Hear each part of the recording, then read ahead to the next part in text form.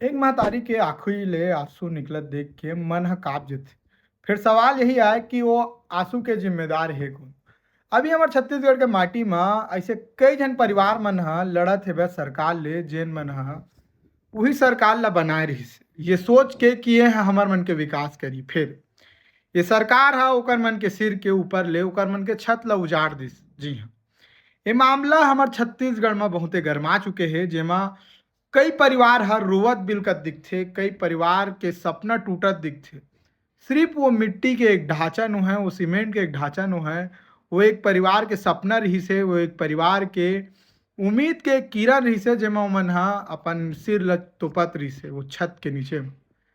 अब सरकार से बस यही सवाल है का आप मन बर जब चुनाव आथे तब इही मन के मन बर आप मन ह बड़े-बड़े योजना लात हव।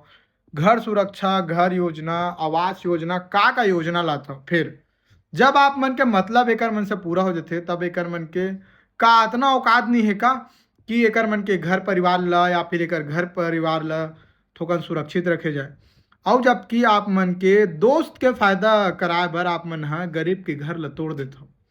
आज एक महतारी रोवत नहीं है, आज कई परिवार रोवत है आप मन के ये तानाशाही देख के, आप मन के ये लाचारी देख के। आज छत्तीसगढ़ के लोग मन ह लाचार हो गए रोए बर। छत्तीसगढ़ के लोगन मन ह मजबूर हो गए हे ये कहे बर कि हमन ह ये सरकार ला बना रहे।